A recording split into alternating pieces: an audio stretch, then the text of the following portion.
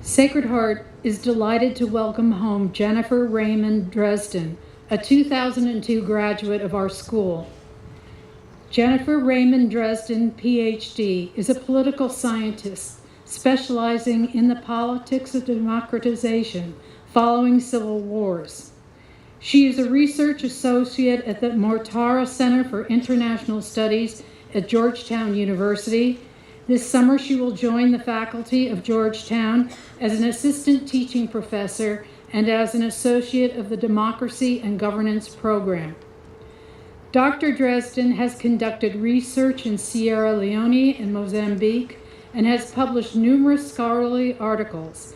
In addition to having taught at Georgetown and George Washington University, she works with the United States State Department, where she facilitates training new Foreign Service officers.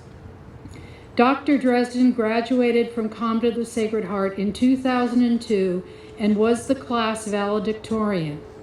The United States Department of Education recognized her as a presidential scholar, an honor given to a select few of our nation's most distinguished graduating high school seniors. And during her years at Sacred Heart, she was active in the dramatic arts and in the madrigals. She played both soccer and lacrosse and served as head of the Community Service Club. She received the Mother Aloysia Hardy RSCJ Award for establishing a regular school collection for the food pantry at Neighbor to Neighbor in Greenwich, Connecticut. Dr. Dresden holds an A.B. cum laude from Harvard University, an M.Lit with distinction from the University of St. Andrews, and a Ph.D. from Georgetown University. She lives in Washington, D.C. area with her husband and daughter. Dr. Dresden, please come to the podium.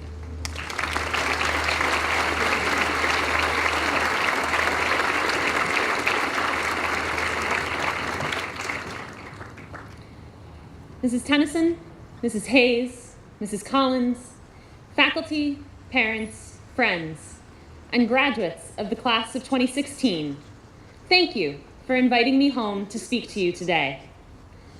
I want to begin by extending my heartfelt congratulations to you all. To the graduates, your accomplishments today are the most visible. We are here to honor and to celebrate you and this milestone in your lives. I am proud to welcome you into this community of women, and most of what I have to say today is for you. Before I get there, though, I would like to take a moment to also congratulate the other people here who deserve recognition. To the faculty, administrators, and staff of this wonderful school, I salute you and I thank you. Your work preserves what is special about Sacred Heart, and your efforts create the opportunity for these students' many accomplishments. To the parents, grandparents, families, and friends here today, you also deserve recognition and congratulations. Your support is vital to the formation of these young women, and I have no doubt that you have helped them many times in their path to this stage today. I would like to invite the graduates to join me again in recognizing their teachers and families.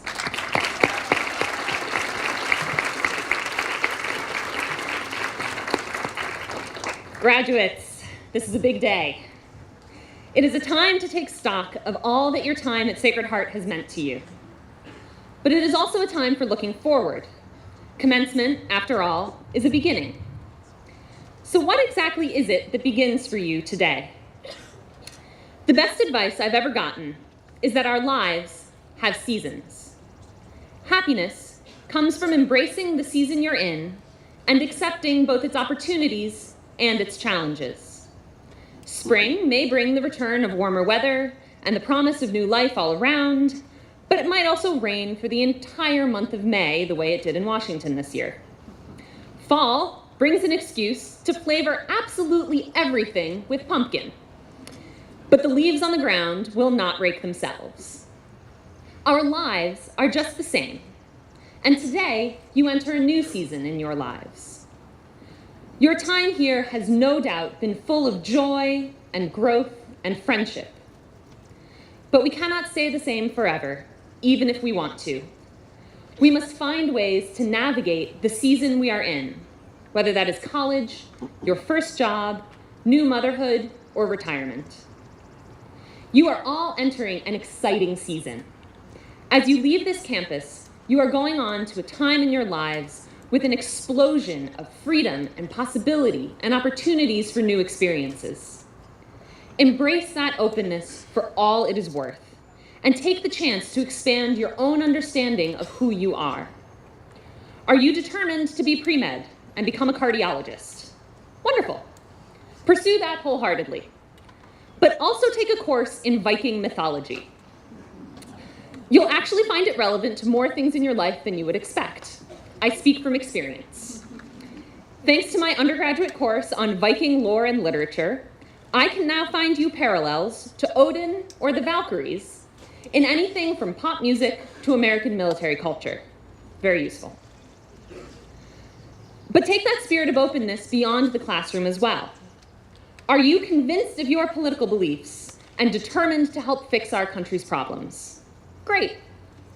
But take the opportunity to stay in the dining hall for 3 hours after dinner ends, talking to someone who disagrees with you, and actually listen to them. You may never change one another's minds, but you will understand each other better and build the kind of mutual respect that is sorely missing in our society today. Try a new club sport, study abroad, learn about something you did not even know existed. Make friends whose life experiences have been different from yours. One of my best friends my freshman year of college was a Mormon. Our sophomore year, he left Harvard to spend 2 years as a missionary seeking converts in Russia. This friend and I did not view faith or the world at large through the same lens, not by a long shot. But as we exchanged snail mail letters over the course of those 2 years, I got to understand his perspective just a little bit better. And he forced me to think more deeply about my own. Use the freedom and the openness of this new season of your life to grow in ways that challenge your assumptions about your own limitations. You'll be amazed at what you learn about yourself. You might find a talent you never knew. You might find that you are more driven or creative or compassionate than you ever realized. That is the beauty of college. The excitement of new inquiry and new knowledge, the sense of boundless possibility. But as you go forward, take Sacred Heart with you. You cannot stay here forever, but that doesn't mean you leave everything at the gates when you leave. This new season of your lives is exciting, and it offers you a great deal, but it will challenge you as well. The daily rhythms that have structured your lives here won't exist anymore. No one will tell you to get out of bed and actually go to class. The freedom and the excitement that are so beautiful about this time are also easily abused. They will fill your sails, but they can also leave you without a rudder.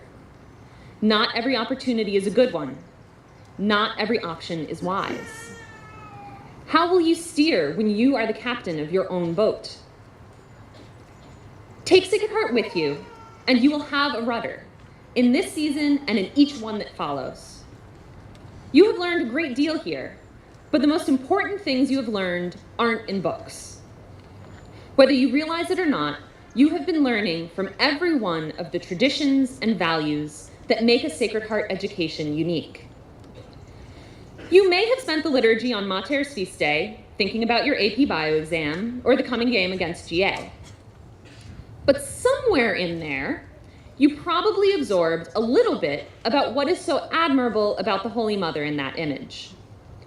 The Cliff's Notes version, for those of you out there who are not familiar, or those of you up here that absorbed only a very little bit, Mater Admirabilis is a fresco of Mary depicted in the midst of a balanced life. A lily symbolizes her purity, a book her love of study, a distaff and spindle her dedication to work. But she is also shown in a moment of serenity and reflection, reminding us that rest is a crucial part of a full life. The image of Mater offers you one model for how to spend your time and how to make the million small decisions that each day requires. It offers you a rudder. Our tradition of honoring Mater Admirabilis is just one example. The goals and criteria, school liturgies, ring day, even congé. All of these connect us to a long line of Sacred Heart women that stretches from St. Madeleine Sophie to the girls who handed you flowers on the way in today. They connect us to the wisdom, not just the knowledge, behind our education. A Sacred Heart education can and should inform the way you live the rest of your lives. When the goals and criteria call us to a deep respect for intellectual values, for example, that doesn't just mean study hard. Among other things, it also means that you should be honest about how challenging learning can be. I've spent a lot of time teaching college students in recent years.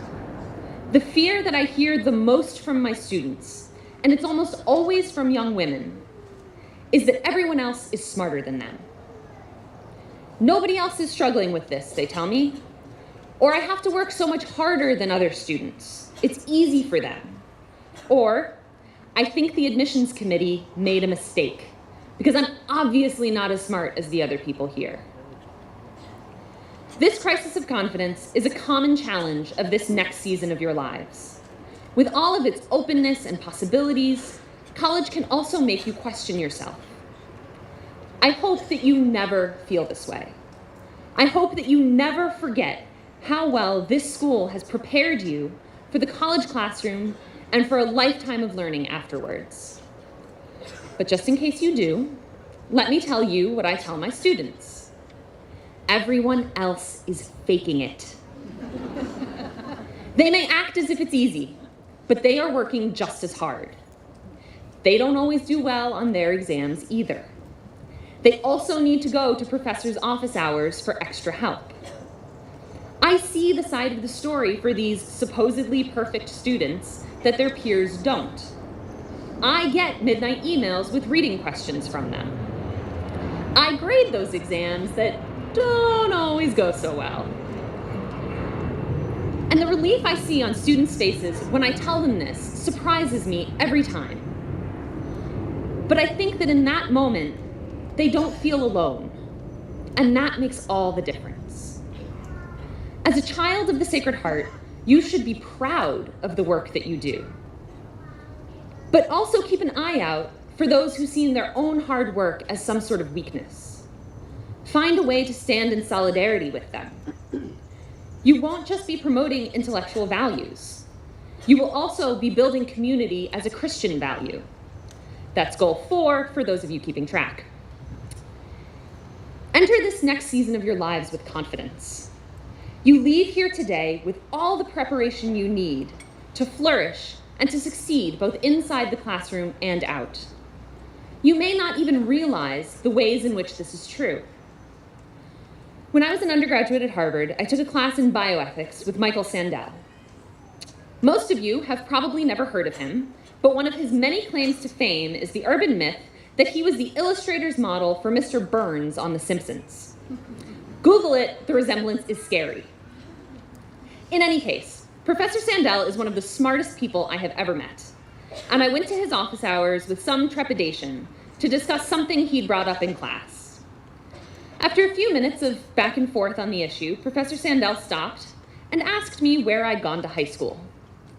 It was kind of an odd question, but I told him that I'd gone here, to Convent of the Sacred Heart. What is it about Catholic schools? He asked. My students who come out of Catholic schools all seem to have a much better framework for thinking through the ethics of these issues. It wasn't until that moment that I realized there actually had been a method behind the madness in Miss Torpy's class on Catholic morality. Well, I said, I guess that they realize that the technology in medicine and biology is changing too fast to just give students a list of what's okay. I think that they try instead to give them the tools to figure it out themselves. I don't know why I hadn't realized it before then, but in that way, I had taken Sacred Heart with me all along. My entire frame of reference for thinking about science and ethics was laid right here. Not just by what I learned, but by how it was taught. As a researcher now myself, this frame has remained intact, even though I work in a completely different field. You too will have moments like this. You will realize the unexpected ways that you carry Sacred Heart with you into all the seasons of your life. Precisely how you interpret the lessons you've learned here is up to you. All I ask is that you spend a little time in the coming weeks and months thinking about how you can take Sacred Heart with you. Let me share with you what I believe about our common heritage here in the hope that it can help your own reflections.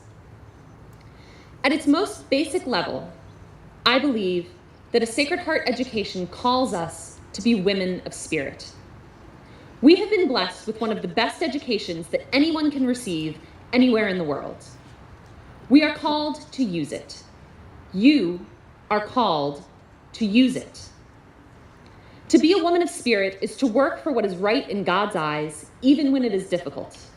To be a woman of spirit is to do what is best for those in your care, not what is popular, and not what will win you praise or attention. You have been surrounded by examples of women and men of spirit in your time at Sacred Heart. As you go forth now, you are called to be an example for others. Give voice to the voiceless. Be strong for the weary and the weak. Don't turn away from things that are troubling or ugly or seemingly hopeless.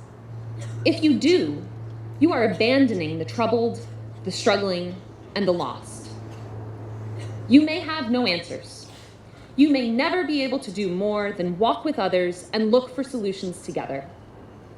This is hard, but if you draw on all that you have learned here, you will find yourself up to the challenge. In my research, I study countries emerging from some of the most violent and hopeless wars the world has ever known. I have sat and listened to people who have been responsible for incomprehensible evil. And I have sat and listened to people whose courage in opposing such evil is awe-inspiring. Believe me when I say that these are situations where there are no good solutions. But nothing makes me sadder than when I hear someone say, "Oh, I try not to think about that."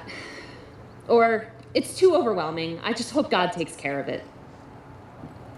If we are to be women of spirit, we have a responsibility not to look away, not to simply hope that someone else takes care of the problem.